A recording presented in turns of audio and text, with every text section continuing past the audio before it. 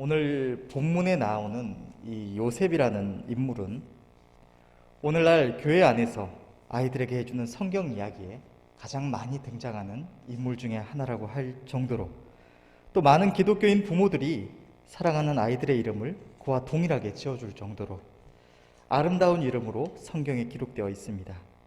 뿐만 아니라 성경에 기록된 그의 삶을 통하여 오늘날을 살아가는 하나님의 백성들에게 큰 도전과 소원함을 주는 인물이기도 합니다. 성경은 그의 삶과 그의 꿈, 그의 결국을 짧은 본문에 함축해서 기록하고 있기 때문에 우리는 성경을 볼 때 단순히 그가 꿈을 꾸었고 이후의 삶을 살아가는 동안 억울한 일들과 고난을 많이 겪었지만 하나님께서 그와 동행하셔서 결국에 그를 존귀한 자로 세우셨으며 그를 통해 하나님의 백성들을 구원하셨다는 사실만을 가볍게 생각하고 넘어가기 쉽습니다. 그러나 하나님께서 그의 꿈을 이루시기까지 인간적으로 볼 때 결코 형통하고 승승장구하는 삶이라고는 말할 수 없었던 이 요셉의 삶을 우리가 깊이 생각하며 공감하며 바라볼 때 우리는 보다 많은 것을 알 수가 있을 것입니다. 뿐만 아니라 요셉의 삶 가운데 역사하신 하나님께서 이 시간 우리 모두에게도 찾아오셔서 우리와 동행하시며 우리의 삶을 인도하신다는 사실을 깨달을 때 우리는 우리의 삶 가운데 나타나는 사건들의 진정한 의미와 소망을 발견할 수가 있는 것입니다. 이 시간 예배드리는 우리 모두가 이 은혜를 함께 누리기를 원합니다. 오늘 본문을 보면 하나님께서는 믿음의 선조 요셉이 어렸을 때에 2번에 걸쳐서 꿈을 꾸게 하셨습니다. 요셉의 나이가 17세 되던 어느 날 요셉이 꿈을 꾸었는데 꿈에 그와 그의 부모와 형제들이 다 함께 곡식단을 묶고 있는데 자기 단은 서고 부모와 형제들의 단은 그 자기의 단을 둘러서서 엎드려 절을 하는 것이었습니다. 요셉이 이 꿈을 꾸고 나서 형들에게 찾아가서 이 꿈을 말했습니다. 형님들, 내가 꿈을 꾸었는데 꿈에 보니까 우리가 다 같이 곡식을 묶는데 내 단은 일어서고 당신들의 단은 내 단을 둘러서서 절하더이다. 이 말을 하니까 이 형들이 이 일로 인해서 요셉을 더 미워하게 되었다고 성경은 기록하고 있습니다. 요셉은 아버지 야곱의 총애를 많이 받았습니다. 그 형들은 지어주지 않았던 채색 옷을 야곱은 요셉에게 지어 입히고 야곱을 많이 사랑했습니다. 때문에 형들이 요셉을 이전에도 많이 시기했던 것 같습니다. 그런데 그렇게 시기하던 동생이 꿈을 꾸고 와서 한다는 소리가 내가 당신들을 다스리리라고 말을 하니까 형들은 더 분노했던 것입니다. 또 이후에 요셉이 다시 꿈을 꾸었는데 이번에는 해와 달과 11별이 자기에게 절하는 꿈이었습니다. 요셉이 또다시 이 꿈을 형들과 자기 아버지 야곱에게 말을 했습니다. 그러자 이 꿈의 의미를 생각한 야곱은 부모와 형제들이 정말 너에게 절을 하겠느냐고 요셉을 책망했습니다. 요셉이 꾼 이 꿈들은 우리가 매일 꾸는 꿈들과 같이 아무 의미 없는 꿈이 아니었습니다. 이 꿈들은 하나님께서 요셉에 대하여 계획하신 일들을 꿈의 형태로 보이신 것으로 장차 하나님께서 요셉을 들어서 부모와 형제들 위해 존귀하게 세우실 것을 나타내신 것이었습니다. 때문에 본문에서 아버지 야곱은 요셉이 꾼 이 꿈을 마음에 두었다고 기록하고 있으며 하나님께서 이후에 요셉의 꿈을 성취시키신 이후에 요셉이 애굽에서 형들을 만나 했던 이야기를 보면 그는 이렇게 말을 합니다. 창세기 45장 5절에서 8절을 보면 당신들이 나를 이곳에 팔았으므로 근심하지 마소서, 한탄하지 마소서. 하나님이 생명을 구원하시려고 나를 당신들 앞서 보내셨나이다. 이 땅에 2년 동안 흉년이 들었으나 아직 5년은 기경도 못하고 추수도 못할지라. 하나님이 큰 구원으로 당신들의 생명을 보존하고 당신들의 후손을 세상에 두시려고 나를 당신들 앞서 보내셨나니 그런즉 나를 이리로 보낸 자는 당신들이 아니요 하나님이시라.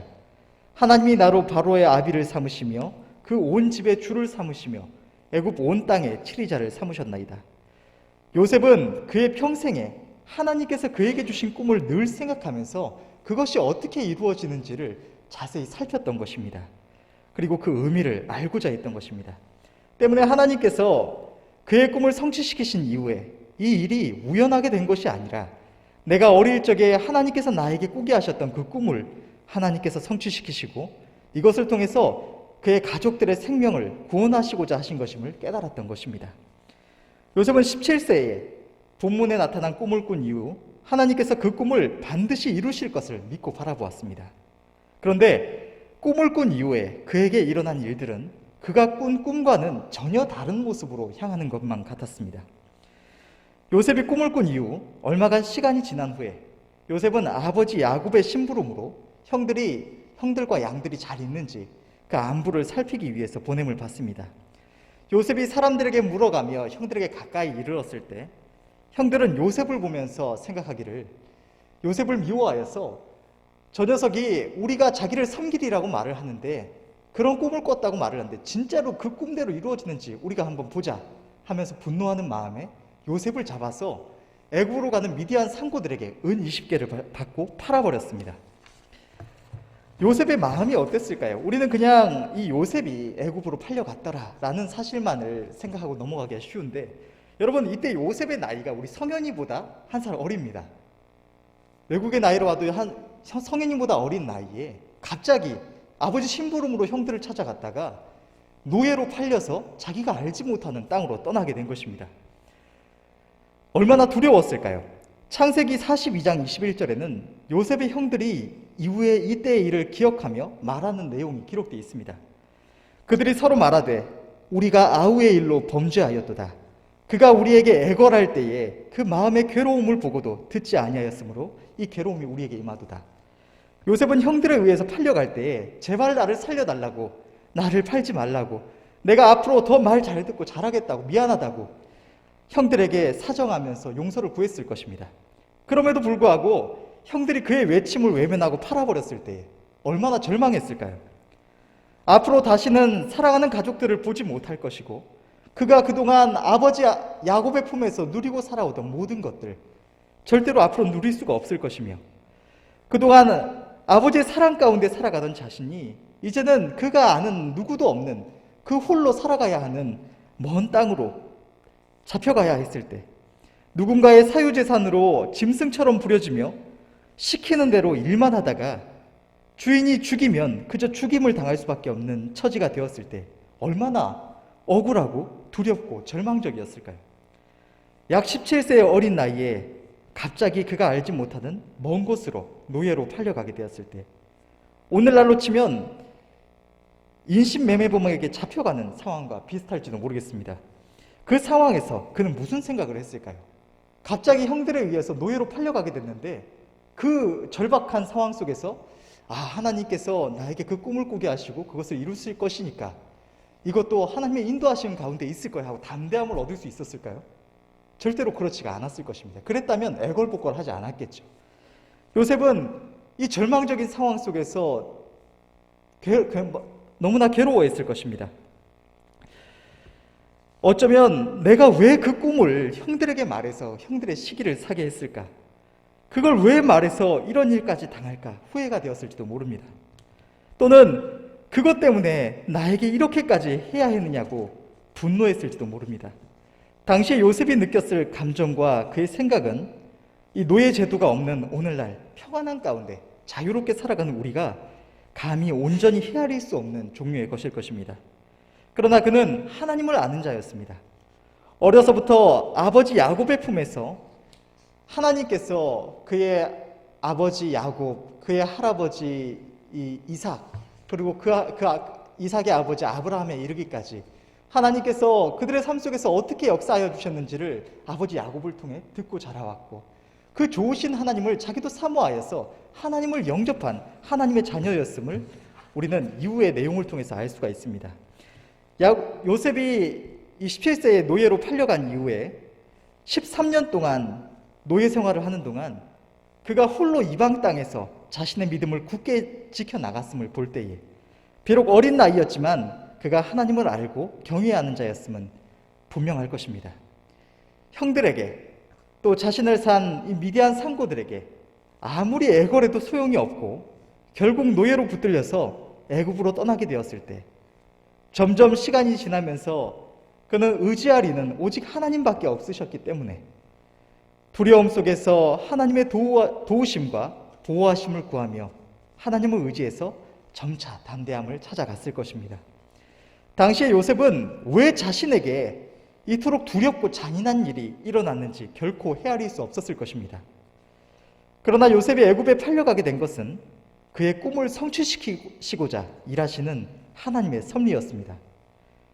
요셉이 팔리기 이전 야곱의 가족은 어떤 부족이나 나라를 이루거나 거기 속해 있는 게 아니라 가나안 땅 한 기퉁이에서 이방의 객으로 조용히 살아가고 있는 한 가족에 불과했습니다. 옛 시대에 나라의 제도에 따른 존귀한 위치와 같은 이 가족 외의 사회적인 지위를 얻지 않고 자연적인 가족 내에서 이 막내가 아버지와 어머니, 형들 위에 선다는 것은 불가능한 일이었습니다. 가족 내에서 아버지의 위치는 절대적이었고 형제들의 순서도 나이 순서에 따라 대우를 받는 것이 일반적이었습니다. 때문에 요셉의 꿈이 이루어지기 위해서는 요셉이 그 가족을 떠나야 했던 것입니다. 뿐만 아니라 하나님께서 요셉을 통해서 이루고자 하신 일은 단순히 그가 부모와 형제들의 섬김을 받는 존귀한 위치에 오르는 것이 아니라 후에 하나님께서 온 땅에 임하게 하실 오랜 기근에서 이 요셉을 들어 사용하셔서 그와 그의 가족들 그리고 수많은 생명들을 구원하시고자 하심이었습니다. 때문에 요셉이 아무 곳에 가서 조그맣게 농사 좀 짓는다고 되는 종류가 아니었습니다.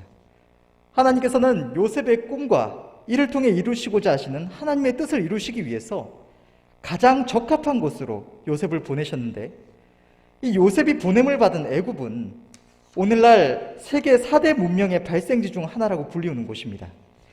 나일강의 범람으로 인해 생긴 비옥한 땅을 바탕으로 농업을 나라의 기반으로 삼은 부강한 나라였던 것입니다. 형들의 손에 의해서 노예로 팔리게 된 요셉은 억울하고 분하고 너무나 두려웠겠지만 그에게 이 일이 일어났던 것은 하나님의 축복스러운 섭리였던 것입니다.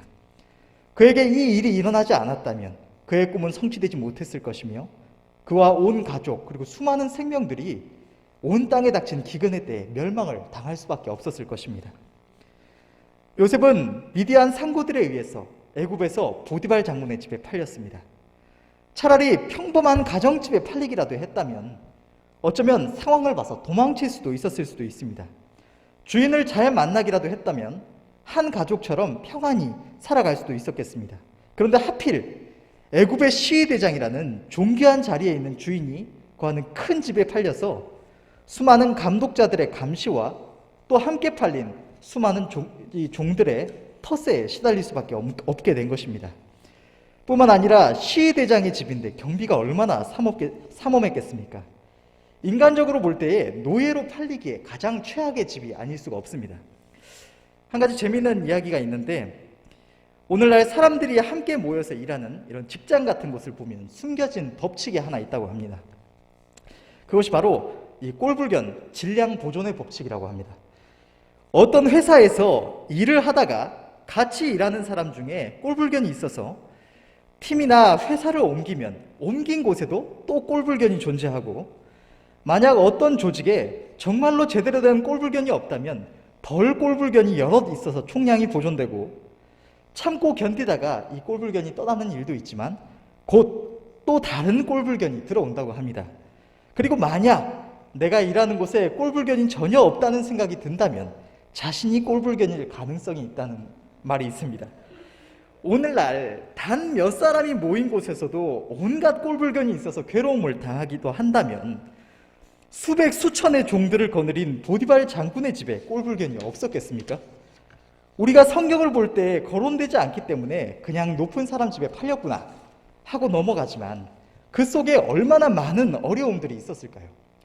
17년 동안 집에 종들이 있어서 잡다한 가정일이라고는 거의 해본 적이 없었을 것이고 목축업을 하는 가족들 사이에서 자라나서 농업을 해본 적도 없었을 한 소년이 노예로 팔려 그 집에 온갖 잡무와 농사일을 하게 되었을 때 어떻게 처음부터 그것을 잘할 수가 있었겠습니까?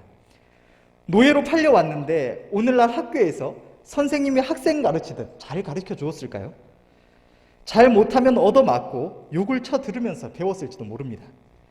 사람들에게 맞고 욕을 듣고 열악한 대우를 받으며 고된 일을 할 때면 아버지 집이 얼마나 생각이 났을까요? 인간적으로 볼 때 하나님도 너무하시지 정말 되는 일이 없는 것 같고 자신의 상황이 너무 불행하게 느껴졌을지도 모릅니다. 그럼에도 불구하고 요셉은 하나님을 의지하며 최선을 다해서 성실하게 일했습니다. 그가 만일 억울하다고 왜 내가 이런 대우를 받아야 하느냐고 불평불만하며 문제를 일으켰다면 그는 결코 그 집에서 인정을 받지 못했을 것입니다. 요셉은 전심으로 성실하게 주인의 집을 섬겼고 하나님께서는 하나님이 없는 이방인이었던 그의 주인 보디발 장군조차 하나님께서 요셉과 동행하시며 그의 범사에 형통케 하심을 볼 정도로 그가 행하는 모든 일들 속에 역사하셨습니다. 그 결과 요셉은 주인에게 은혜를 입었고 그 집의 모든 소유를 맡아 주관하는 가정 총무가 되었습니다. 인간적으로 생각할 때에 최악의 상황들 끝에 드디어 좋은 일이 하나 일어난 것입니다.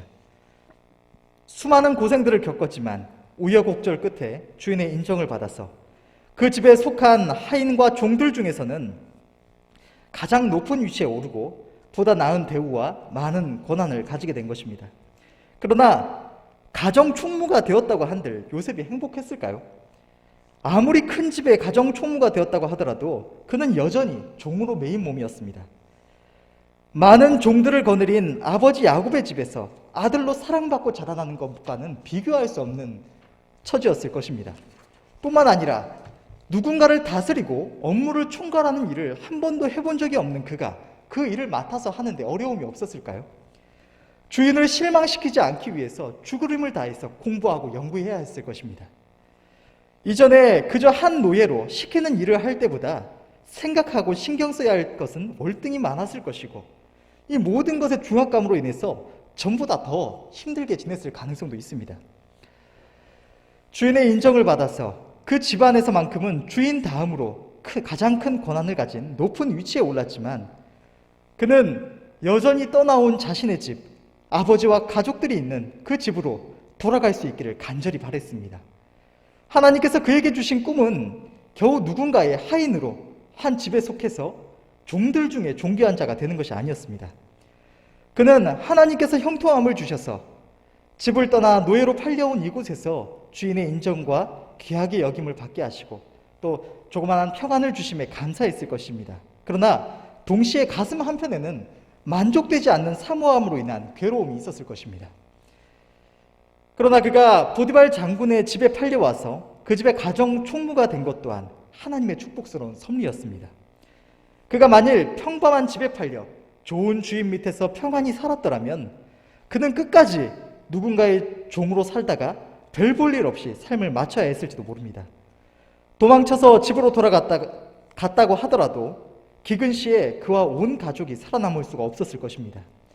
그러나 그가 보디발 장군의 집에 팔려서 그 집의 가정 총무가 되어 모든 일을 맡아 관리하게 된 결과 그는 그가 이전에 자신이 알지 못했던 이 농사에 관한 모든 업무들, 곡식을 추수한 것을 저장하고 판매하고 분배하는 모든 일들에 능통하게 되었으며 그는 비록 알지 못했지만 다가온 하나님의 쓰심에 대비해서 필요한 능력들을 갖출 수가 있었던 것입니다. 그는 떠나온 집과 이제는 남의 집 종이 되어버려서 남의 집 종이 되어버린 자신의 모습과는 너무 멀리 떨어져서 허황되게 느껴지기까지 하는 그의 꿈으로 인해서 낙담되고 괴로워했을지도 모릅니다.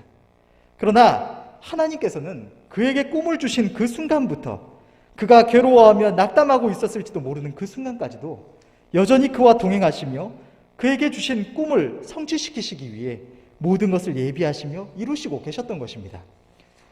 이후에 고난 끝에 조그마한 빛을 보는 것 같았던 요셉의 삶에 또다시 큰 문제가 찾아왔습니다. 자기의 주인의 아내가 자신을 유혹해 온 것입니다.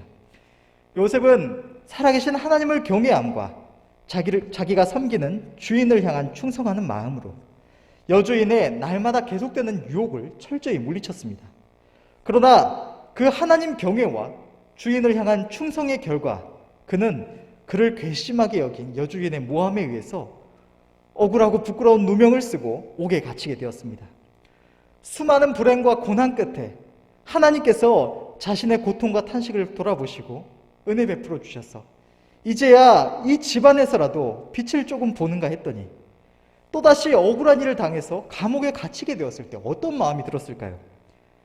그는 하나님을 경외하는 자였으며 그가 하는 일들 가운데 하나님께서 역사하심이 형통케 하심을 분명히 보았을 것입니다.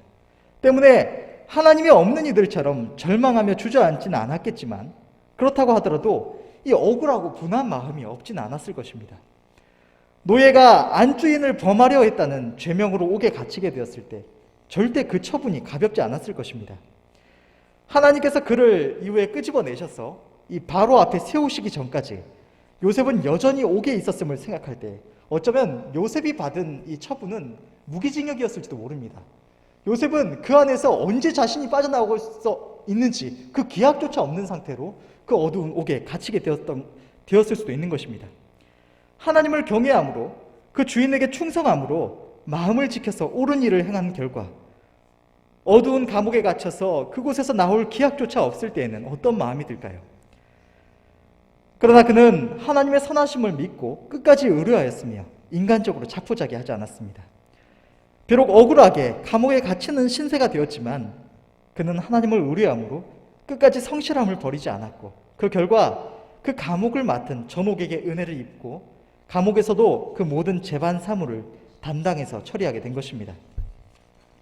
요셉이 갇히게 된 이 보디발 장군의 집에 있는 감옥은 평범한 감옥이 아니었습니다. 그곳은 왕의 죄수를 가두는 감옥이었고 요셉이 어두운 감옥 속에서 하루하루 보내던 중에 어느 날 두 사람이 감옥에 수감되었습니다. 그들은 무슨 일인지는 알 수 없었지만 한날 한시에 바로 앞에 죄를 범하고 옥에 갇힌 이 바로의 술 맡은 관원장과 빵 맡은 관원장이었습니다. 보디발 장군은 요셉으로 하여금 이 두 관원장의 수종을 들게 하였고 수일 후에 하나님께서는 이 두 관원장으로 하여금 꿈을 꾸게 하셨습니다. 그들이 그 꾼 꿈으로 인해서 근심하고 있는데 그 모습을 요셉이 보았습니다. 요셉은 하나님의 능력을 의지해서 두 관원장의 꿈을 해몽해 주었고 사흘 안에 술 맡은 관원장은 복직될 것이며 빵 맡은 관원장은 죽임을 당할 것이라고 알려주었습니다. 그리고는 술 맡은 관원장에게 간절히 부탁하기를 당신이 득이하거든 나를 생각해서 이 집에서 나를 건져내고 나의 이 억울함을 풀어달라고 간절히 부탁을 했습니다. 사흘 후에 바로의 탄일이 되어서 요셉의 해몽대로 술 맡은 관원장은 복직되고 빵 맡은 관원장은 죽임을 당했습니다. 그러나 어찌된 일인지 술 맡은 관원장은 요셉의 부탁을 까맣게 잃어버리고 말았던 것입니다. 여러분, 여기까지 인간적으로 볼 때에 이 요셉의 삶에 대해서 형통했다고 말할 수 있는 부분이 있었을까요? 만약 그렇다면 이 요셉의 삶을 보면서 우리가 정말 형통했구나 라고 말할 수 있다면 우리의 삶에 형통치 않은 게 무엇이 있겠습니까? 노예로 팔려도 형통, 큰 집에서 수많은 종들 사이에서 고생해도 형통, 가정 총무가 되어서 대우를 받나 했더니 또다시 억울하게 누명 쓰고 기약 없이 감옥에 갇혀서 그 속에서 생명을 다할지도 모르는 이 상황마저도 형통, 또 겨우 기회가 찾아와 누군가에게 은혜를 베풀고 이것을 통해서 이 모든 억울하고 괴로운 일들을 벗어날 수 있을 것 같았지만 은혜를 입은 자가 이것마저 까맣게 잊어버리고 만 것도 형통이라면 우리의 삶에 형통하지 않다고 말할 수 있는 것은 아무것도 없을 것입니다.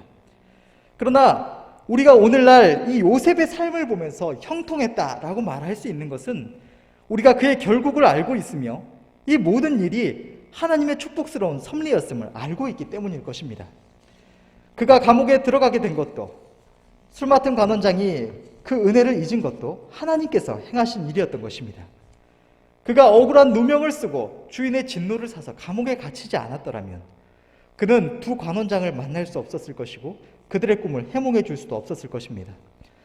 술 맡은 관원장이 요셉과의 약속을 기억했더라면 요셉은 노예의 신분에서 벗어나 집으로 돌아갔을 것이고 그렇다면 요셉의 평생의 이 모든 고난과 역경은 아무 의미 없는 헛고생이요 정말로 그저 불행한 일이 되고 말았을 것입니다. 사흘이 지나서 두 관원장이 옥에서 떠나가고 하나님께서 그에게 보이신 해몽대로 술 맡은 관원장은 복직되었을 것이 분명함에도 아무런 소식이 들려지지 않을 때 요셉은 또다시 괴로움을 느꼈을 것입니다. 겨우겨우 이 억울한 누명을 벗고 13년의 노예 생활이라는 이 원통함을 해결할 수 있는 기회가 왔는데 자신이 은혜를 베푼 자가 그 은혜를 까맣게 잃어버리고 자기는 이 절망적인 상황 속에서 그대로 남아있을 때 얼마나 괴로웠을까요? 그 괴로움의 시간은 2년이나 지속되었습니다. 그러나 두 간원장이 떠나가고 2년이 지난 후에 하나님께서는 바로에게 그가 하실 일에 대해서 꿈을 꾸게 하셨습니다. 바로가 징조 있는 이 꿈을 꾼 이후에 마음이 번민해서 애굽의 모든 박사와 술객들을 불러서 그들로 하여금 이 꿈을 해몽하게 했습니다. 그러나 그들 중 누구도 이 바로가 꾼 꿈을 해몽할 수 없었던 것입니다. 이때가 되어서야 이 술 맡은 관원장이 자신과 요셉이 했던 그 약속을 기억해냅니다. 술 맡은 관원장은 바로 앞에 자신의 허물을 고백하며 자신이 왕 앞에 범죄하여서 옥에 갇혔을 때에 그가 꾼 꿈과 이를 정확하게 해몽해 주었던 이 히브리 소년 요셉에 대해서 바로에게 아뢰었습니다. 바로는 이것을 듣고 급히 사람을 보내어서 요셉을 불렀습니다. 그렇게 요셉은 옥에서 나와 바로 앞에 서게 되었고 하나님께서 바로에게 꾸게 하신 꿈의 해몽과 함께 그가 보디발 장군의 집에서 지내는 동안 모든 고생 속에서 배운 이 지식과 모든 지혜로 그 해법 또한 함께 아뢰었습니다. 하나님께서는 그 순간에 바로와 모든 신하들의 눈에 이 요셉이라는 히브리 소년을 존귀하고 아름답게 하시고 모두가 그 지혜에 감탄하게 하셔서 바로는 요셉을 자기와 보좌 하나만 차이가 날 뿐 동일한 권력을 가진 애굽의 총리 대신으로 자리에 앉히고 하나님께서 그의 꿈을 통해 보이신 이 7년의 흉년과 풍년을 대비하게 하였던 것입니다. 성경은 요셉이 바로 앞에 섰을 때 요셉의 나이가 30세였다고 기록을 하고 있습니다. 그가 17세에 꿈을 꾼 이후 바로 앞에 서기 직전까지 그가 겪었던 인간적으로 볼 때 너무나 불행하고 고난의 연속이었던 그의 삶이 이 한 번의 사건으로 인해서 진정한 의미를 찾고 하나님의 선하신 뜻과 역사하심이 분명하게 그의 삶 속에 드러나게 된 것입니다. 하나님께서는 요셉에게 보이신 꿈대로 그를 애굽의 총리 대신이라는 존귀한 자리에 오르게 하셔서 부모와 형제들 그리고 그에게 은혜를 입은 모든 이들을 위해 존귀하게 여김을 받게 하셨을 뿐만 아니라 그를 통해 그가 사랑하는 가족들과 수많은 생명을 구원하게 하신 것입니다. 이 요셉의 삶과 그 결국은 오늘날 그것을 보고 생각하는 믿음의 백성들에게 분명한 가르침을 주고 있습니다. 그 첫째는 우리가 눈으로 보기에 우리의 삶에 일어나는 일들과 상황이 어떠하든지 하나님의 선하심과 하나님께서 우리 각 사람에게 대하여 정하신 그분의 선하시고 아름다우신 뜻은 언제나 변함이 없다는 것입니다. 요셉의 삶은 그가 바로 앞에 서기 직전까지 이 고난과 역경뿐이었습니다. 인간적으로 볼 때 잘됐다고 축하할 만한 일이 무엇이 있었습니까? 그나마 좋은 일이라고는 가정 총무가 된 일일 뿐인 것입니다. 그러나 가정 총무 하면 뭔가 대단해 보이지만 여전히 그 집에 얽매여서 주인의 뜻에 따라서 언제든지 처분받을 수 있는 이 종의 신분이었습니다.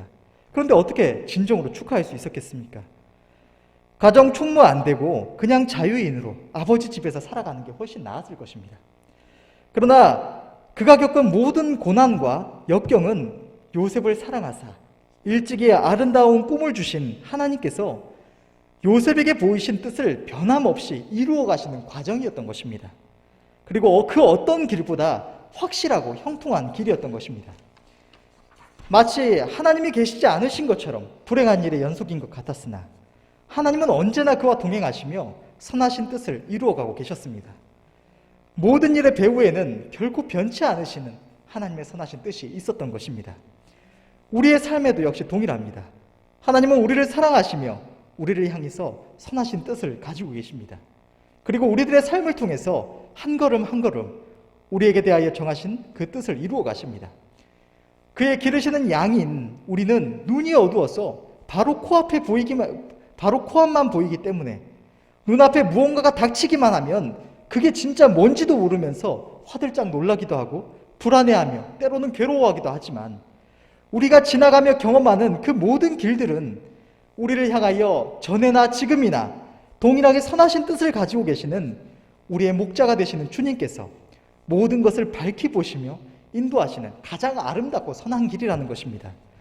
우리가 보기에 우리가 지금 지나는 이 길이 아무리 절망적으로 느껴지더라도 하나님께서는 그 가운데 여전히 일하시며 우리를 향하여 정하신 선하신 뜻을 따라 우리와 동행하시며 우리를 인도해 가고 계신 것입니다. 여러분, 우리의 삶이 우리의 눈에 보기에 어떠하든지 주님의 우리를 향하신 뜻은 절대로 변하지 않습니다. 나의 가는 길이 주님께서 내게 보이시고 마음의 소원함을 주신 그 모습과는 너무 달라서 볼품없고 괴롭고 힘들기만 하더라도 그 길은 우리를 향하신 선하신 뜻이 결코 변치 않으시는 주님께서 가장 형통하고 아름다운 길로 인도해 가시는 과정임을 기억하시기를 바랍니다. 믿음의 선조 요셉은 그가 바로 앞에 서는 그날까지 그 모든 환난과 역경 속에서도 하나님께서 일찍이 그에게 보이신 꿈을 잊지 않고 소원함을 가진 채 하나님의 선하신 뜻과 인도하심을 살폈습니다. 그랬기에 그의 결국에 하나님께서 그에게 보이신 꿈을 이루실 때에 그가 지나온 모든 과정들, 그가 형들의 시기로 노예로 팔려서 애굽에 온 일, 보디발 장군의 집에서 가정 총무가 되었던 일, 감옥에 갇혔던 일, 술 맡은 관원장이 그와의 약속을 잊어버렸던 일, 이 각각의 사건들이 가진 진정한 의미를 그때가 되어서야 깨닫고 그 모든 것이 하나님께서 그에게 주신 꿈을 성취시키시고 선하신 뜻을 이루시기 위해 하나님께서 하신 일임을 고백할 수가 있었던 것입니다. 우리 눈에 보기에 우리의 상황이, 우리에게 닥친 일이 좋을 때나 나쁠 때나 그 길은 주님께서 우리에게 보이신 그 뜻을 향해서 나아가는 과정임을 기억하며 감사하시고, 요셉이 끝까지 주님이 보이신 꿈을 기억하며 붙잡고 바라보았던 것처럼 하나님께서 우리의 마음에 주신 꿈과 소원의 제목을 꼭 붙들고 하나님께서 이 모든 일을 결국에 그 꿈을 이루시기까지 기대하며 바라보시기를 바랍니다. 그리하면 우리가 오늘날 그의 삶과 그 모든 과정 속에 나타난 하나님의 섭리를 알기 때문에 요셉의 삶을 바라보며 형통했다라고 말할 수 있는 것처럼 우리의 꿈과 소원이 이루어지는 그 날에 이르러서 지금 우리가 괴로워하며 힘들어하는 모든 일에 대해서도 왜 하나님께서 이 일들을 우리의 삶 가운데 일어나게 하셨는지, 그것이 하나님의 축복스러운 섭리였음을 깨닫고 과연 너무나 형통했다고 우리의 입술로 고백하며 우리의 걸음을 인도하신 하나님을 향해서 지극한 찬양과 감사로 영광을 돌릴 수 있을 것입니다. 제가 엊그제 찬송가 밑에서 발견한 예화가 하나 있습니다. 어떤 사람이 꿈을 꾸었는데 끝없는 모래사장에 두 사람의 발자국이 찍혀 있었습니다. 그 발자국은 자신과 주님의 것이었다고 합니다. 그런데 자신이 가장 어려울 때는 걸어간 발자국이 자기 혼자밖에 찍혀 있지 않았다고 합니다. 그는 의아해서 주님께 왜 이때는 나와 함께 해주시지 않으셨냐고 물었습니다. 그러자 주님은 그때는 내가 너를 등에 업고 걸었다고 대답을 하셨다고 합니다. 우리가 너무나 어렵고 힘들어서 주님이 동행하시지 않으시는 것 같을 때에도 주님께서 내 마음에 주신 소원함과 나에게 주신 꿈을 주님이 잊어버리시고 계신 것은 아닌가? 그 꿈이 정말 이루어지는 것은 맞을까? 우리가 고민하며 염려하는 그때에도 주님은 여전히 우리와 동행하시며 우리가 가장 힘들고 어려운 순간에 우리를 가장 강한 손으로 붙들고 계심을 잊지 마시기를 바랍니다. 둘째로, 어떠한 상황에서도 주님의 기쁘심을 구해야 우리의 걸음이 주님의 인도하심 가운데 있어서 진정으로 형통할 수가 있다는 것입니다. 요셉의 삶은 인간적으로 볼 때 너무나 불행한 것 같았지만 그 모든 길은 주님이 일찍이 보이신 그의 꿈을 성취하시기 위해서 인도하시는 길이었습니다. 그러나 만약 요셉이 그 모든 과정 속에서 불평불만하며 하나님의 뜻을 거스려 나갔다면, 하나님의 기쁘심을 따라 살고자 하지 않았더라면 그의 모든 삶은 그저 불행으로 끝났을 것입니다. 노예로 팔려가서 불평하며 성실히 섬기지 않았더라면 가정 총무가 되어서 하나님의 쓰심에 대비할 수 없었을 것이고, 여주인의 유혹에 넘어갔더라면 주인에게 죽임을 당했을지도 모르고 옥에 갇히지 않고 끝까지 노예로 살았을지도 모릅니다. 감옥에 갇힌 후에 역시나 절망하며 자포자기한 채 주저앉아 있었더라면 그가 바로 앞에 서는 일도 없었을 것입니다. 요셉의 삶이 형통했던 이유는 그가 끝까지 하나님의 선하심을 믿고 바라보며 범사에 하나님의 기쁘신 뜻을 살펴 그 앞에 순종했기 때문이었습니다. 우리의 삶 또한 우리의 생각대로 되지 않는다고 괴로워하며 절망하며 불평불만한다면, 우리가 주님이 기뻐하시지 않으시는 것을 행한다면 그것은 우리가 하나님의 인도하심을 우리의 손으로 뿌리치고 어그러진 길로 나아가는 결과가 될 것입니다. 하나님께서 우리의 평생을 통하여 이루고자 하시는 뜻은 언제나 선하시며 변함이 없습니다. 하나님께서는 그 뜻을 우리의 삶을 통하여 이루시기 위해서 모든 것을 계획하시고 우리의 걸음을 인도해 주십니다. 그러므로 우리가 해야 할 것은 오직 범사에 하나님의 선하심을 믿고 감사하며 매 순간 하나님께서 우리가 어떻게 할 때 기뻐하실지 주님의 기쁘심만을 찾고 구하는 일뿐인 것입니다. 그리할 때 하나님의 인도하심 가운데 우리도 모르는 사이에 하나씩 하나님의 선하신 뜻을 위해서 예비함이 되고 그 모든 일이 합하여서 우리의 결국에 우리의 평생을 두고 정하신 하나님의 뜻을 이루게 될 줄로 믿습니다. 세 번째로, 아무리 하는 일이 없는 것 같아도 매 순간 주님의 뜻 앞에 순종하며 살아가는 그것이 주님 앞에 가장 최상의 영광을 돌리는 길이라는 것입니다. 요셉이 애굽의 총리 대신이 된 것은 그가 계획하고 이루어간 것이 아닙니다. 그는 자신이 열심히 해서 총리 대신이 되고 그래서 이 야곱의 가족과 또 수많은 생명을 살려야지 그가 계획하고 모든 일을 이루어간 것이 아니었습니다. 그는 자신이 어떻게 해야지 하나님께서 주신 꿈을 이룰 수 있는지 그것을 아무것도 알지 못했습니다. 그저 소원함을 가지고 그 꿈을 꼭 붙잡은 채 사모함을 가지고 하나님 앞에서 하루하루 하나님이 기뻐하시는 삶을 살아갔을 뿐인 것입니다. 요셉이 총리 대신이 되고 수많은 이들의 생명을 구원하는 일을 이루기까지 그 모든 과정을 계획하시고 하나하나씩 이루어 가신 이는 하나님이셨습니다. 우리의 삶도 동일합니다. 양은 스스로 모든 것을 계획하고 길을 행하는 동물이 아닙니다. 목자의 인도를 따라서 그저 행하고 목자는 그것을 통해서 선하신 뜻을 이루는 것입니다. 우리가 어떻게 하여야 하나님께서 우리에게 주신 바 하나님의 영광을 향한 꿈과 소원을 이룰 수 있는지 알지 못합니다. 우리는 그저 매 순간 하나님의 기쁘심을 행하여 목자의 인도를 따라야 할 뿐인 것입니다.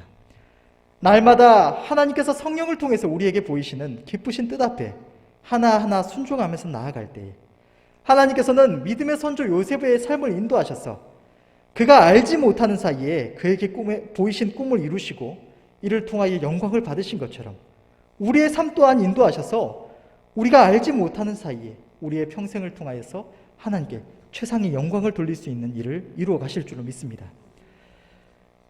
믿음의 선조 요셉의 삶을 통하여 선하신 뜻을 이루신 하나님께서는 오늘날 저와 여러분들의 삶 속에도 역사하셔서 우리의 삶을 인도해 주시는 줄로 믿습니다. 다만 우리가 행할 것은 우리의 삶에 우리가 보기에 어떠한 어려움이 있더라도 되어지는 일들이 우리의 기대와는 너무 다르다고 하더라도 그것이 우리의 평생을 통하여 선하신 뜻을 이루어 가시는 하나님의 섭리 속에 있음을 인정하며 감사하고 범사에 하나님의 기쁘심만을 찾고 구하여 한 걸음 한 걸음 순종하며 나아가는 일뿐인 것입니다. 마지막 날에 주님 앞에 이르렀을 때 우리의 오늘날의 삶을 돌아보며 우리의 지나간 삶을 돌아보며 또 서로의 삶을 바라보며 형통했다고 우리의 삶의 모든 순간이 우리를 인도하신 하나님으로 인해서 너무나 형통했다고 고백하며 우리의 걸음을 인도하사 모든 선한 일들을 이루신 좋으신 하나님 앞에 감사와 찬양으로 영광 돌리시는 저와 여러분들이 되시기를 바랍니다. 우리의 평생을 통하여 하나님께 최상의 영광 돌리시는 저와 여러분들이 되시길 바랍니다. 우리가 지금 볼 때에 우리는 육신을 입고 있어서 이 보이는 육신적인 눈과 우리의 감각에 속기가 너무나 쉽습니다. 우리가 볼 때 너무나 괴로운 일들이 많이 있습니다. 그러나 우리가 이 성경을 통해서 보듯이 요셉의 삶을 하나님께서 작정하신 뜻을 이루는 바로 앞에 세우시는 그 순간까지 요셉이 어떻게 그 모든 일들의 의미를 알 수가 있었겠습니까? 너무나 괴롭고 힘들었을, 절망적이었을 것입니다. 그러나 끝까지 하나님의 약속을 붙들고 하나님의 선하심을 믿고 하나님 앞에 하나님의 기쁘심을 따라 한 발자국씩 떼어갔을 뿐인 것입니다. 그랬더니 그 결국에 이 요셉의 삶에 그 모든 어려움들이 왜 일어났던 것인지 하나님께서 그의 삶을 왜 그렇게 인도하셨던 건지를 요셉이 깨닫고 감사할 수 있었던 것처럼 우리가 비록 지금 살아갈 때 우리가 경험하는 모든 괴로운 일들이 있지만 마지막 날 주님께서 우리를 두고 계획하신 그 뜻을 이루실 때에는 우리가 지금의 이 괴로움을 보면서 하나님 감사합니다. 하나님 나를 이렇게 인도해 주셔서 나의 삶을 형통케 하시고 하나님께 영광을 돌리게 하시니 너무나 감사합니다. 우리의 모든 삶을 보면서 우리가 지금 괴로워하는 그것조차도 형통했다고 우리의 입술로 고백할 수 있을 줄로 믿습니다. 그렇게 영광을 돌리시는 저와 여러분들이 되시기를 간절히 바랍니다. 기도하겠습니다.